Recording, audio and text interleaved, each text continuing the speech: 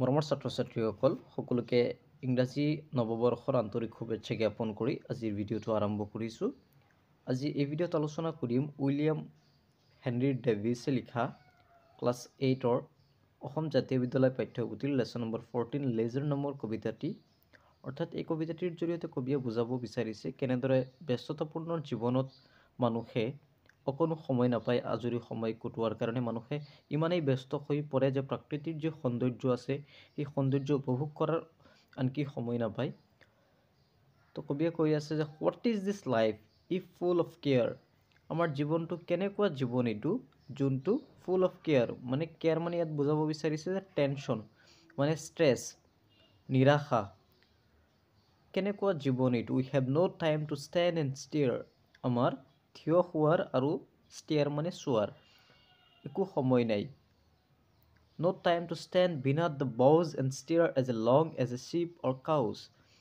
আমাৰ আনকি এনেকুৱা সময়ো নাই যে গছৰ যি ব্ৰাঞ্চ আছে, বউজ মানে ব্ৰাঞ্চ, গছৰ যি ঢাল আছে তাৰ তলত থিয় হৈ সৌন্দৰ্য উপভোগ কৰাৰ সময়ো নাই। যেনেদৰে কাউ মানে গৰু বা শিপ মানে ভেড়া, গৰু বা ভেড়া বা জীৱ জন্তুবিলাকে কি কৰে, গছৰ ঢালৰ তলত বহি কিবা বস্তু আহাৰ চুবাই থাকে আৰু ওচৰ পাজৰৰ সৌন্দৰ্যবোৰ চাই থাকে, ধুনীয়াকৈ পৰ্যবেক্ষণ কৰে। কিন্তু আমাৰ মানুহৰ কিন্তু এই সময়বিলাক নাই। Not time to see when woods we pass. আমাৰ এইটো চোৱাৰ সময়ো নাই যেতিয়া আমি হাবিৰে, উড মানে হাবি, হাবিৰে যেতিয়া পাৰ হৈ যাওঁ, হাবিৰ মাজেৰে বা হাবিৰ কাষেৰে যেতিয়া আমি পাৰ হৈ যাওঁ। Where squirrels hide their nuts in grass. যেতিয়া স্কুৱাৰেল এটাই অৰ্থাৎ কেৰ্কেটুৱাই কি কৰে, যেতিয়া নাট মানে তামোল চামোল বা এনেকুৱা গুটিজাতীয় বস্তু যেতিয়া সিহঁতে কি কৰে গাখনিৰ তলৰ পৰা খাই থাকে, চুবাই থাকে, খেলি থাকে, সেইবিলাক চোৱাৰো আমাৰ সময় নাই। ইমানেই আমি ব্যস্ততা হৈ পৰিছোঁ, ব্যস্ততাপূৰ্ণ জীৱন আমাৰ ইমানেই। No time to see in broad daylight steams full stars like skies at night.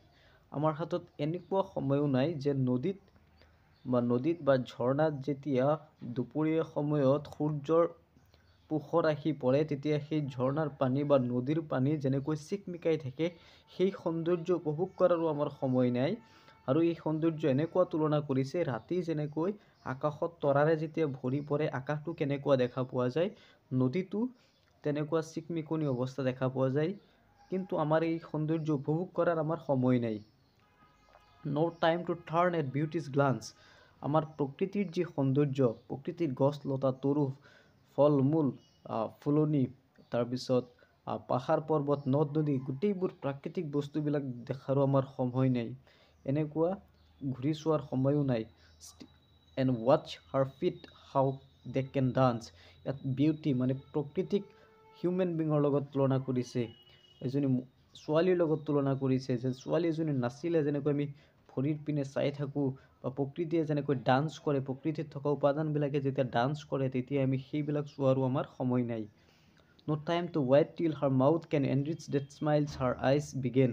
ইয়াত প্ৰকৃতিৰ লগত কৰিছে, প্ৰকৃতিক যেতিয়া আমি কোনোবা মানুহৰ মুখলৈ চাওঁ তেতিয়া তাইৰ চকুৰ পৰা হৈ মুখত এটা হাঁহি ফুটি উঠে, আৰু সেই হাঁহি আমি এবাৰ সেই দেখি তাক তোমাৰ আকৌ মুখ ঘূৰাই লওঁ।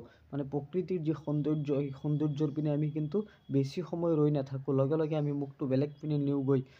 গতিকে এই সৌন্দৰ্যবোৰ আমি উপভোগ কৰাৰ পৰা আমি আঁতৰত থাকোঁ।